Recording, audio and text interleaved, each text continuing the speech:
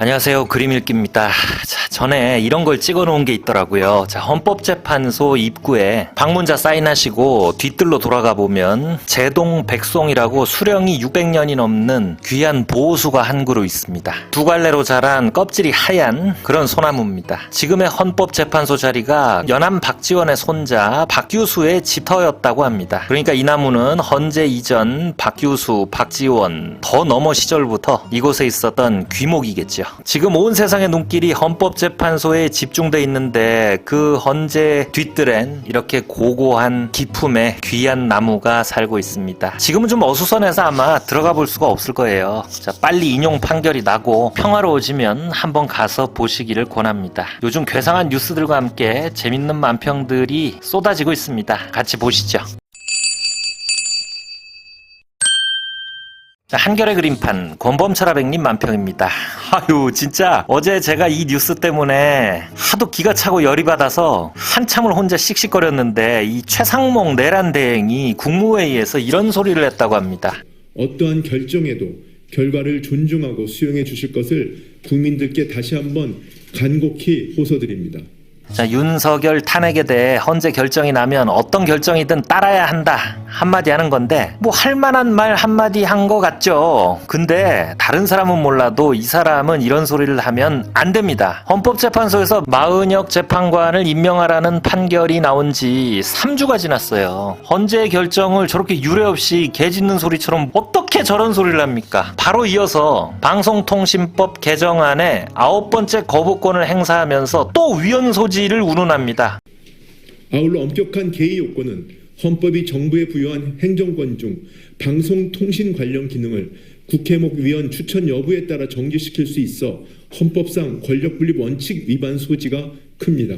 아니 진짜 미친 사람 같아요. 이 사람들은 말에 영혼이 없어요. 지가 한 짓은 생각도 안 하고 그냥 앵무새처럼 눈 하나 깜짝 안 하고 입 바른 소리 오물오물 하는 거예요. 그림을 보시면 헌법재판소 입구에 최상목이 쪼그리고 앉아서 빨간 락카로 헌재 판결 존중하자라고 낙서를 하고 있습니다. 본인이 헌재 판결 안 따르고 헌정 질서 유린하면서 국민들 상대로 헌재 판결 존중을 운운하는 이 민망하고 해괴한 모순을 헌재에 헌재 존중하자라는 낙서 테러를 자행하는 모습으로 씁쓸하게 풍자하고 있습니다.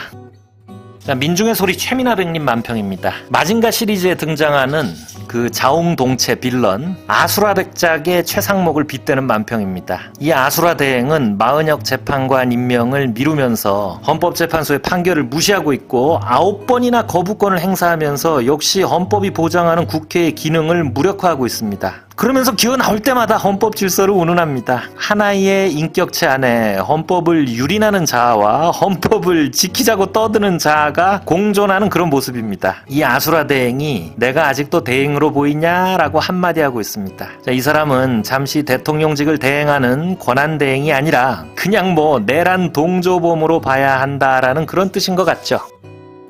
자, 페이스북 백영옥 화백님 만평입니다. 자, 군인 한 명이 물 위에 서 있고 머리는 군용 헬기예요. NFL 표지판 앞에서 멈칫하고 있는데 그 아래쪽에서 누군가 빨리 넘어가라고 재촉하는 말풍선이 보입니다. 야, 이것도 참 기가 찬 뉴스인데 작년 6월 연평도에서 대대적인 훈련이 있었다고 합니다. 이때 이례적으로 평상시에 몇 배가 넘는 화력을 동원하고 결정적으로 전략무기라고 꽁꽁 숨기는 아파치 헬기를 NFL 노플라잉 로케이션 비행 금지 구역까지 막 집어넣고 보안이 안 되는 무전으로 공격 지시를 내리고 막 위험천만한 난리 호들갑을 떨었다는 게 밝혀졌어요. 당시 아파치 조종사들이 왜 이러는 거지 하고 위협을 느꼈다는 제보도 있다고 합니다. 다른 것도 아니고 연평 해전이 있었던 곳에서 북한을 대놓고 도발했다고 충분히 의심해 볼 만하죠. 천만다행으로 북한이 아무 반응을 안 하는 바람에 별일 없긴 했지만 북이 대응 사격을 하고 우리가 또 10배로 대응하고 이랬더라면 이걸 빌미로 계엄을 선포할 수도 있었겠죠. 지금 뭐 검찰, 최상목, 법원 등등 구석구석에서 내란죄 수사를 방해하는 바람에 더 나가질 못해서 그렇지 계엄 명분을 만들려고 외부에서 일부러 적을 불러들이는 이 외환죄에 대한 의심도 꾸준히 제기 제기되고 있는 가운데 상당히 신빙성 있는 정황이 지금 하나 드러난 겁니다. 자, 이제 다시 그림을 보시면 비행금지 구역 앞에 군을 세워놓고 빨리 넘어가라고 재촉하는 보이지 않는 저 말풍선의 주인공이 누군지 충분히 알 수도 있을 것 같죠.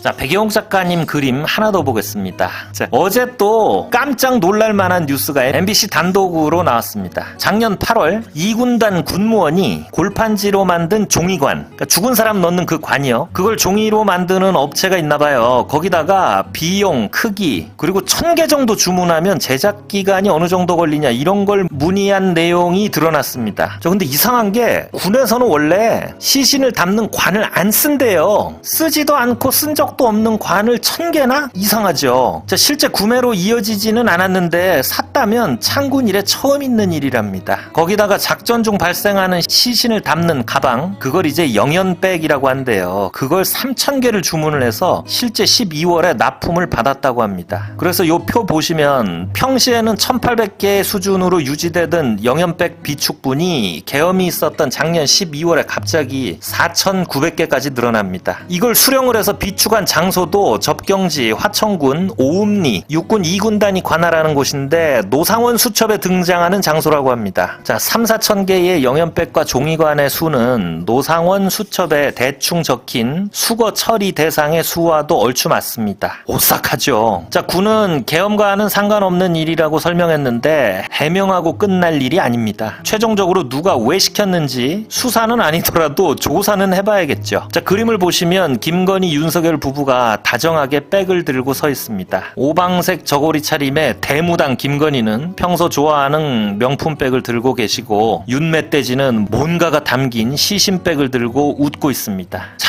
지금 이런 짓거리를 하려고 했던 인간을 풀어주고 다시 대통령 자리에 돌려놓네 마네 이러고 있는 거예요.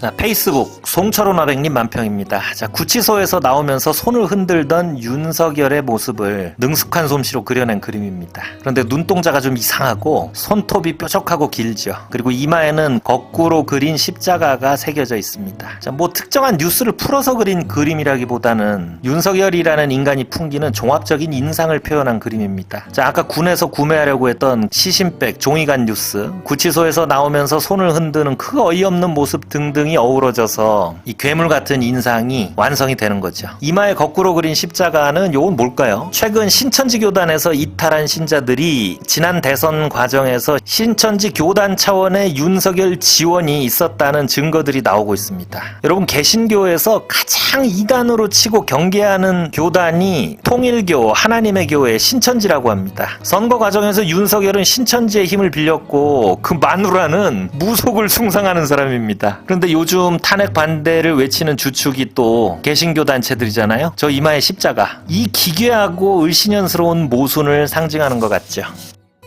자, 딴지일보 찌질이 만평입니다.